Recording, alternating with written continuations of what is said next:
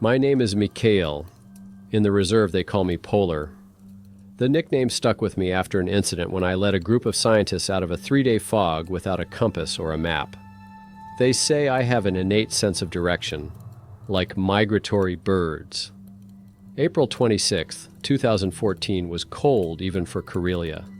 Frost on pine trees, ice on puddles, and the special smell of spring, which did not want to come to these northern lands. I was just finishing my morning check of the western quarter.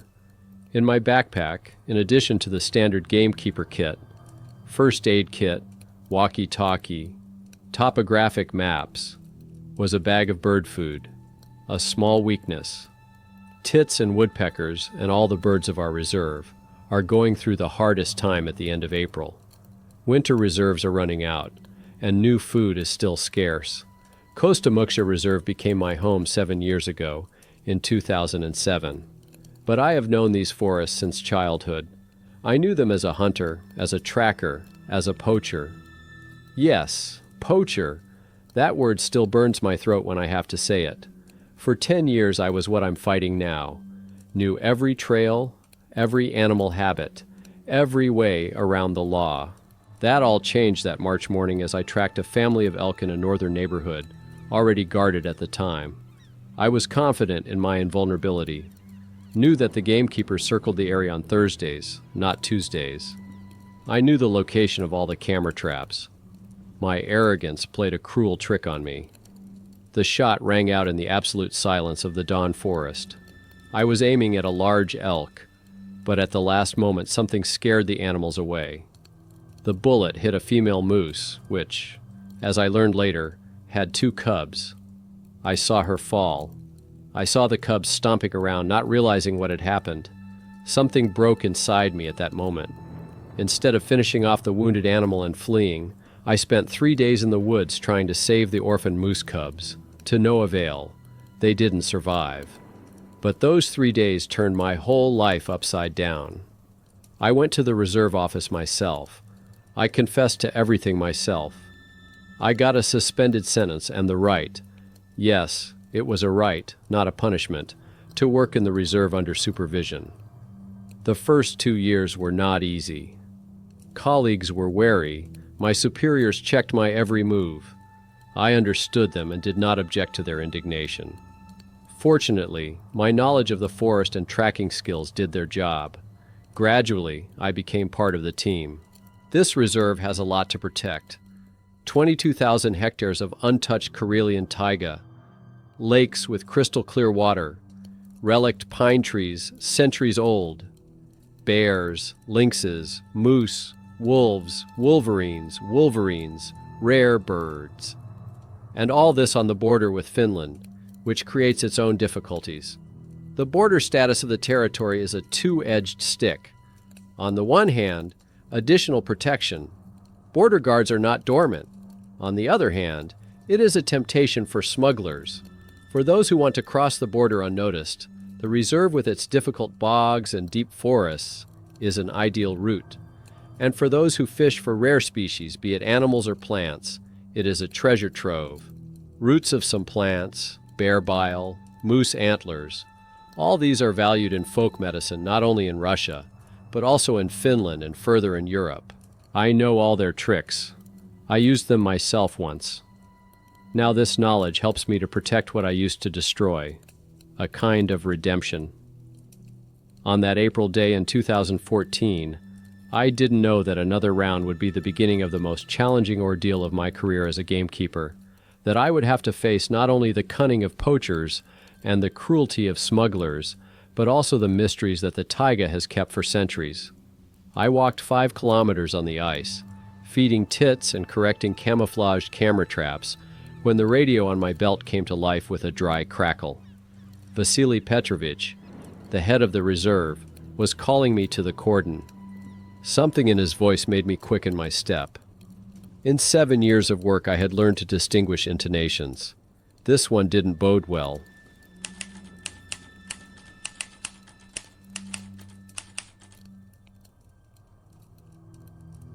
At the cordon I was met not only by Vasily Petrovich, but also by Captain Igor Sedik of the Border Guard. His presence in itself spoke of the seriousness of the situation. Border guards rarely visited us for nothing. We found traces of illegal border crossing. The captain began without preamble, unfolding a detailed map of the border zone on the table in the area of Kamenoy Lake. Judging by the tracks, a group of 3 to 4 people. Unusual behavior. They didn't go directly across the border, but stayed on our territory for 2 to 3 days. Vasily Petrovich pushed a folder with photos to me. Clear boot prints on wet soil, moss, broken branches at the height of a man's height, and something else that immediately caught my attention. The characteristic tracks of a light all-terrain vehicle with narrow tracks. Such vehicles are used to move through swamps where ordinary vehicles fail. We need to survey the area, Vasily Petrovich continued. If the intruders are still in the reserve, we need to understand what they are doing here. Mikhail, you know the northern quarter better than anyone else. Can you handle it? At 1340, I was already on the route. I decided to go light. I took only the essentials. SKS carbine, 10 cartridges, knife, compact binoculars with 12 times magnification, water and food for 3 days, sleeping bag, first aid kit, GPS navigator and radio. The total weight of the equipment is 17 kilograms. In such a set could walk up to 35 kilometers a day, even on difficult terrain. Stone Lake is a difficult object for patrolling. The shoreline is indented. There are many small bays and bays overgrown with reeds, where it is easy to hide a boat. Along the southern shore stretches a strip of marshes, which most huntsmen avoid, but it is the easiest place for a knowledgeable person to move unnoticed. I reached the place of the detected tracks by 1620. I carefully examined the area, noted fresh prints, and the direction of the group's movement. They were moving not towards the border, but along it, eastwards, towards the old peat mines. An odd route for common infiltrators. Smugglers usually try to cross the danger zone faster. By dusk, I'd tracked them 5 kilometers into the reserve. They followed barely visible animal trails, avoiding open areas and avoiding surveillance cameras. The perpetrators clearly knew the security system of the area. Soon it began to get dark, and I decided to set up camp on a small hill from where the area was clearly visible. The night passed quietly. At dawn, after drinking a mug of strong tea, I continued the pursuit. The trail became more and more distinct. On the soft soil near the creek, I found a new detail. A print of a specific shoe with a characteristic tread pattern, which was used by local village hunters. This suggested that there was a person from the surrounding area in the group. Around 11 o'clock, I discovered their parking spot. Carefully buried campfire, minimal footprints, but they did leave one important piece of evidence: a scrap of label from the packaging of a special biological specimen container, the kind used to transport organs and tissue. The picture was starting to become clearer. As I followed the trail, I suddenly smelled a faint but distinctive odor. To the average person it would be unnoticeable, but every hunter knows that sweet-smelling aroma of decomposition. Having deviated from the route for 50 meters, I found a carcass of an elk in dense juniper thickets. It was a male, about 7 years old, horns cut off at the very base. No bullet marks were found. There was a neat cut on the neck, characteristic of exsanguination. No internal organs, the carcass had been professionally disemboweled. No unnecessary damage. He took out his radio and contacted the cordon. Vasily Petrovich ordered to continue surveillance, but not to make contact. The extraction team will move out in 3 hours. The tracks led further to the border, but something was bothering me. Too straight a route, too obvious a trail. In my years of poaching, I'd learned to disguise tracks much better.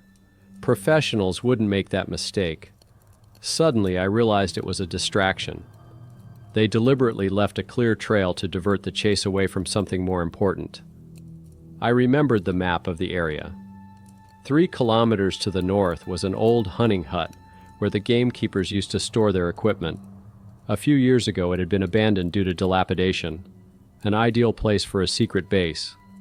I changed my route and moved towards the hut, being as careful as possible.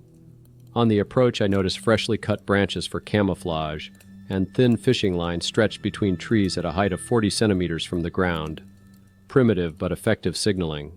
After bypassing the traps, I took an observation position on the hillside, 150 meters from the hut. Through binoculars, I could clearly see fresh traces of activity: neatly stacked firewood, a satellite antenna camouflaged with branches, and a barely noticeable track of an all-terrain vehicle's tracks. An hour and a half of observation yielded results. A man in camouflage came out of the hut, looked around, and disappeared into the forest. He returned 20 minutes later with a small bag. At the entrance to the hut, he took out something resembling a plant root from the bag, carefully examined it, and took it inside. He decided to take a chance and get closer. He left the backpack behind, taking only binoculars, a knife, and a walkie-talkie. Slowly, using every tree as cover, I approached 50 meters. From a gap in the wall of the hut, a light was shining through.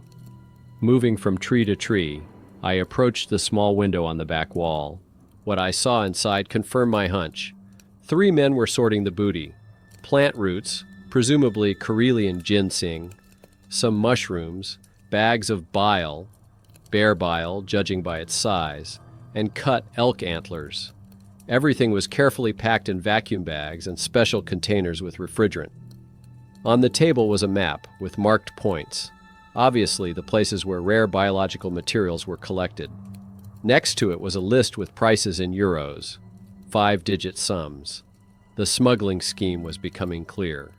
Local collectors and hunters extract the material, prepare it for transportation at a secret base, then transport it through the swamps to Finland, where these goods cost many times more because of strict environmental legislation. Carefully retreating, I contacted Vasily Petrovich and passed the coordinates of the base. The extraction team would arrive in an hour. I was ordered to continue surveillance without giving away my presence. Returning to the observation position, I noticed movement on the western edge of the forest. 2 men with heavy backpacks came out of the woods, obviously still gathering loot. Looking more closely, I froze.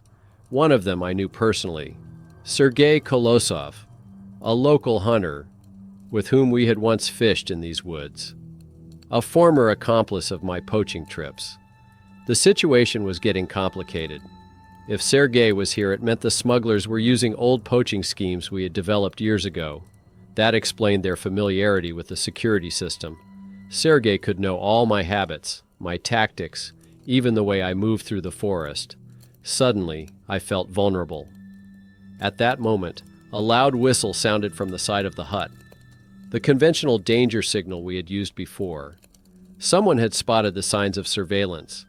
People with weapons jumped out of the hut, quickly dispersed, taking positions for defense. I found myself between 2 fires, the approaching gatherers and the armed smugglers at the hut. There was only one thing left to do: to lie low and wait for reinforcements, hoping that I would not be detected. But fate had it differently. A gust of wind carried my scent to the dog, which I had not noticed before. The animal barked, pointing to my hiding place. The situation turned from observation to confrontation in a split second. I heard someone give the command to scour the forest, and then Sergei's familiar voice said, "It's Polarny. He won't go in alone. He's probably called for backup.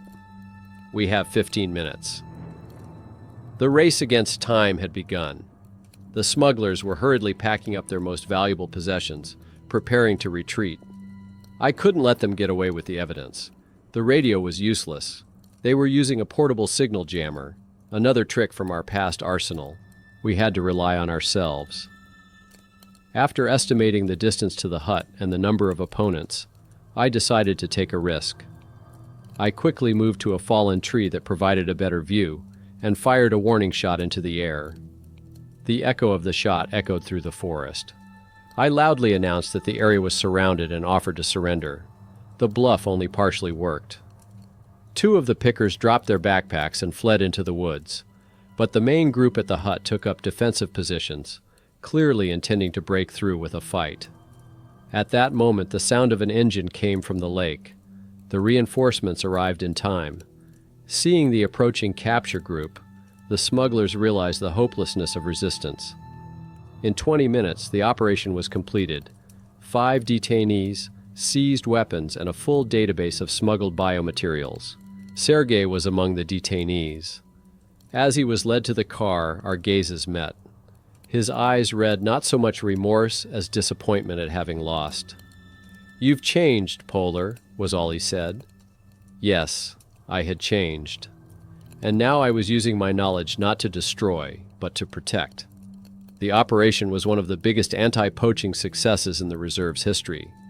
Over 300,000 euros worth of biomaterial was seized, and an international smuggling scheme was uncovered. But I realized that this was only the beginning. The roots of the smuggling went deeper than it seemed at first glance. Someone was financing this well-oiled system. Someone was covering it from both sides of the border, and that someone must have known about me and my past. That evening, back at my cordon, I found a carved sign on the door, the same one used in our old poaching camp to indicate danger. The message was clear. The war was just beginning. Sitting down on the porch, I took a long look at the darkening forest. Somewhere out there, among the centuries-old pines and impassable swamps, there were other secrets waiting to be discovered, and one of them would soon make me question the very nature of reality.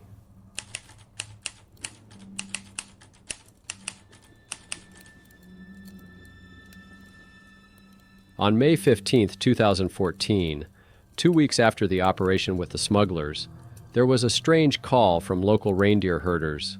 30 kilometers from the cordon, in the eastern quarter, they discovered an unusual area, a perfectly round sagebrush about 12 meters in diameter, where all the vegetation looked scorched, although there were no traces of fire. Maria Ilinichna, an elderly Karelian woman from a neighboring village, upon hearing about it, crossed herself and refused to approach our cordon even for medicinal herbs. According to her, these were death zones, places where the spirits of the forest punish people for violating the ancient laws of the taiga. Vasily Petrovich treated the find with scientific interest, but decided to send me. Most likely some natural phenomenon, he suggested, but take detailed photos and samples. The next morning I moved out to the east. The day promised to be clear, but Karelian weather has its own rules. By lunchtime, low clouds covered the sky. In my rucksack, in addition to the standard equipment, I carried test tubes for soil and plant samples, a compact gas analyzer, and a thermometer for measuring ground temperature. Antti, the deer herder, met me at the agreed place. He was a short, wiry Finn with a piercing gaze. Despite his border status, he traveled freely on both sides, an ancient right of the Sami peoples, which even modern borders have not been able to abolish. "Animals avoid this place," he said, pointing in the direction. "Even the crows don't sit near it." Half an hour later I saw the first circle. It was perfectly flat, as if drawn out with a circular. Inside, the grass was brown, as if dried. The lichens on the rocks had lost their color. The moss looked charred, though there was no smell of smoke or chemicals. Stopped at the edge of the circle and took the first measurements. The temperature inside the circle was 3 degrees Celsius higher than outside. The Geiger counter showed normal, but the gas analyzer detected elevated levels of methane and hydrogen sulfide. I stepped carefully into the circle. A strange sensation, as if the air had become thicker. Barely noticeable dizziness, metallic taste in my mouth. After being inside for 5 minutes, I felt slightly nauseous and returned outside the perimeter. Symptoms quickly disappeared. Took soil samples from the center, from the edge and outside the circle. Collected plant samples. Documented everything on camera. Antti watched from a distance, refusing to come closer. "Are there more places like this?" I asked. "Yes," he nodded. "I know 3 circles, All have appeared this spring. Old people say they saw one when they were kids, 60 years ago. Then there was big trouble afterward. Auntie showed me the second circle, 2 kilometers from the first. The same perfect shape but bigger, about 15 meters in diameter. Here the dead zone had also taken over a young pine tree. The tree stood dried up, with fallen needles, as if several years had passed since its death. I noticed a strange peculiarity. The circles were located on the same line. I traced the route on the map and made sure that the third circle was in the same direction. The coincidence seemed unlikely. The third circle turned out to be the largest, 20 meters in diameter. Here I discovered something new. In the center of the circle there were strange plants. Pale, almost white shoots, unlike the local flora. They seemed to glow in the twilight of the approaching evening. Gathering samples, I heard branches cracking. At the edge of the clearing stood a large elk, a rarity for these places after the incident with the smugglers. The animal looked straight at me, and in its gaze I could read not fear, but a warning? A warning? After a few seconds, it turned around and disappeared into the forest. "Master warns," Auntie said quietly. "One should not be here after sunset." They returned in silence. Heavy clouds hung over the forest. An inexplicable uneasiness was growing. It seemed that the taiga itself was watching us, evaluating, deciding something important. In the hunting hut where we stayed for the night, Auntie finally told us a local legend. When the spirit of the earth is angry, it lets out its breath. From this breath all living things die, forming circles. Then come the white children of the underground, plants that feed not on the sun, but on the breath of the earth. I listened, automatically making notes in my journal. As a scientist, I wanted to find a rational explanation, but my intuition told me that there was something more here than folklore. In the morning, I returned to the third circle with a device for deep temperature measurement. At a depth of 1 meter, it was plus 15 degrees Celsius, with an outside air temperature of plus 6 degrees Celsius, an unusually high gradient. In the center of the circle, I dug a small hole. At a depth of 50 centimeters, I found a crack in the rock, from which gas was barely visible oozing. Bringing a lighter to it, I saw the flame change color from orange to blue. Then everything fell into place. A geologic phenomenon, natural gas escaping from a fault. Methane, hydrogen sulfide, and other gases rising to the surface were devastating to the root systems of plants.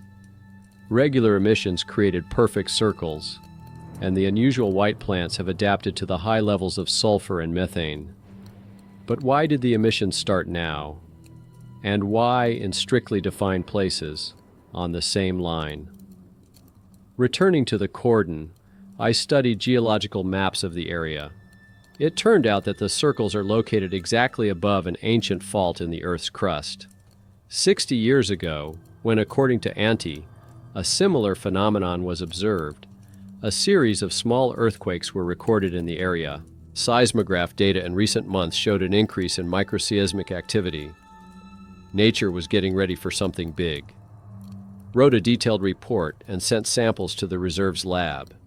The theory was confirmed: increased content of sulfides, methane, and other gases. But the question remained, why had the ancient fault activated now? The answer came a week later, when seismographs registered an earthquake with a magnitude of 4.2, the strongest for the last 60 years in this region. The epicenter was exactly on the line of the mysterious circles. The old people were right. The circles portended trouble, but not because of the anger of the spirits, but because of the movement of the tectonic plates. Nature warned us in a language we had almost forgotten to understand. But the story of the circles had an unexpected sequel. Investigating white plants from the third circle, scientists have found a previously unknown species that can exist in extreme conditions of high hydrogen sulfide content, and in their roots, compounds with unusual antibacterial properties. Nature presented not only riddles, but also gifts. It was only necessary to learn how to recognize them.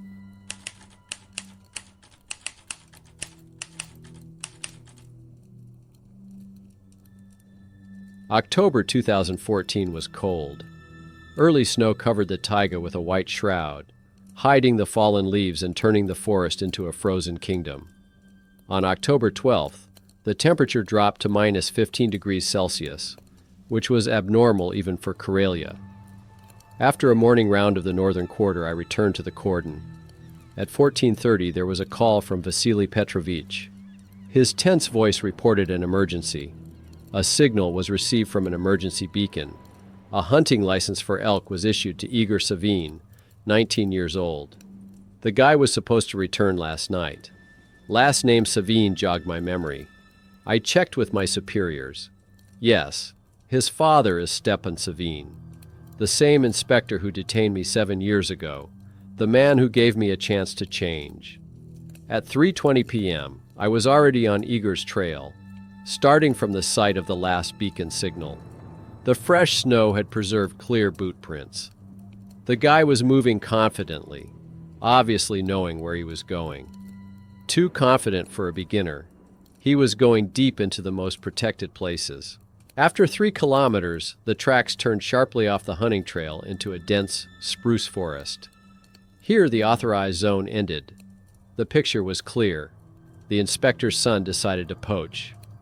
By evening, I came to a clearing with fresh tracks of moose, no less than 3 individuals.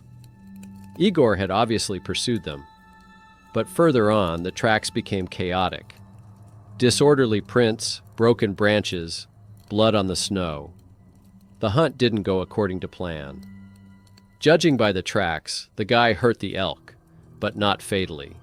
The wounded animal went into the thicket, and the hunter pursued it. A classic rookie mistake. A wounded animal can be extremely dangerous, especially in the mating season. It was getting dark. The snow fell harder, covering the tracks. I turned on my headlamp, but visibility did not exceed 10 meters. Suddenly, the silence was broken by a faint human cry. Moving towards the sound, after 200 meters, I found Igor. He was sitting leaning against a tree with his leg unnaturally twisted. 5 meters away from him, there was a hunting trap, an old model, banned more than 10 years ago. A cruel irony of fate. The poacher had fallen into the poacher's trap. I realized from his voice trembling from pain and cold that the guy was scared, but he realized his guilt. I explained to him that talking would have to wait. The main thing now was to save him. Examination showed an open fracture of the tibia, severe bleeding. Temperature kept dropping. It was about minus 18 degrees Celsius. At this rate, the guy had no more than 3 to 4 hours to live. I applied a tourniquet, fixed his leg with a homemade splint made of twigs. I injected painkillers from the first aid kit. Communication didn't work. The mountains created a radio shadow. I explained to Igor that we should move to the nearest shelter. The nearest forester's hut was 5 kilometers away. Under normal conditions, it would take an hour's walk. With a wounded man, in the snow and the dark, at least 4 hours. On the way, the guy admitted that he knew me. He called me Polar. My father told about me. It was curious to learn that Stepan was setting me as an example. Perverse logic. The sun decided to repeat my path from the beginning. The blizzard was getting worse. Visibility dropped to a minimum. We had to orient ourselves more by instinct than by instruments. After an hour, Igor began to lose consciousness, a sign of hypothermia. We had to stop, build a fire, warm him up, losing precious time. His pale face looked very young in the glow of the fire. Inquired as to the cause of the breach. The answer was startling. The boy wanted to prove he was capable of being like his father, or like me once was. According to Stepan, I was the best poacher he'd ever caught, and then became a better huntsman. By midnight, the blizzard had turned into a real storm. Igor couldn't walk anymore. I realized that we would never reach the hut. We would have to risk building a shelter here. Over the years in the taiga, I've learned survival techniques. I found a fallen spruce tree and built a shelter under it from spruce branches. I lit a fire in a special niche so that the heat would reflect from the trunk into the shelter. He laid the boy down and covered him with his spare jacket. When he, struggling with pain, asked about my reasons for helping the intruder. He answered simply, his father had once done the same for me. I kept the fire burning all night, keeping the temperature in the shelter from dropping below freezing. In the morning, the storm had died down. The sky cleared. Communication was restored, and I was able to call for help. The helicopter arrived 3 hours later. The medics took Igor away. The prognosis was favorable. His leg would heal and frostbite was avoided. Before loading into the helicopter, the question about the possibility of becoming a gamekeeper was in the guy's eyes. My smile was his answer. The story was taking a new turn. A month later, Stepan Savin personally came to my cordon. We hadn't seen each other for 7 years, since that very day of detention. After a long silence, he told me that his son wanted to become my trainee when he recovered. Taiga doesn't give a second chance to everyone, but it did to Stefan's son. We both knew that sometimes you have to get lost to find the right road. Sometimes you have to be trapped to realize the value of freedom. And sometimes the harshest teacher, nature itself, turns out to be the fairest. Spring 2015 came early to the Kostomuksha Nature Reserve. The snow melted in mid-April, exposing moss and last year's needles. The first migratory birds returned from the south, filling the taiga with homogeny and bustle. I am standing on the porch of my cordon with the usual bag of food for birds of prey. 8 years ago, I first crossed the threshold of this house, a former poacher who got a chance for redemption. Now there will be another inhabitant. Igor Savin, having recovered from his injury, starts his internship in a week. The path leading from the cordon deep into the forest has already been cleared of snow, although spring thaw is still showing in some places. I used it to chase smugglers, explore mysterious circles, and rescue a lost soul. The taiga has taught me a lot over the years. Most importantly, it does not divide the world into black and white. There is no absolute evil or absolute good in it, only balance, which we humans so often disturb. I scatter food on a special platform. A familiar tit arrives. I recognize it by the mark on its wing. It seems that it recognizes me too. Everything in the taiga is connected by invisible threads. Man and bird, predator and prey, poacher and gamekeeper. The radio on the windowsill announces the weather forecast. They promise a warm May. In last year's scorched circles, as scientists reported, ordinary plants began to sprout. Nature heals its wounds. From white shoots, they managed to isolate a substance with unique properties, which is now being studied in the laboratory. I smile at my thoughts. The path I once chose turned out to be the right one. Not easy, often dangerous, but right. And soon another man will follow it, seeking redemption.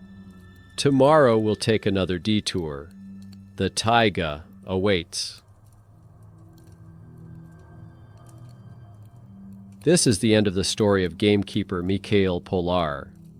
Life in the Kostomuksha Nature Reserve goes on as usual, as majestic and unpredictable as the northern taiga itself. What do you think? Can a man truly redeem himself before nature? Can a former poacher become the best defender of the forest? And what would have happened if Igor hadn't gotten his second chance? Perhaps you have your own stories of encounters with wildlife mysteries or people whose fates are closely intertwined with the taiga. Share them in the comments. I'd love to read each one.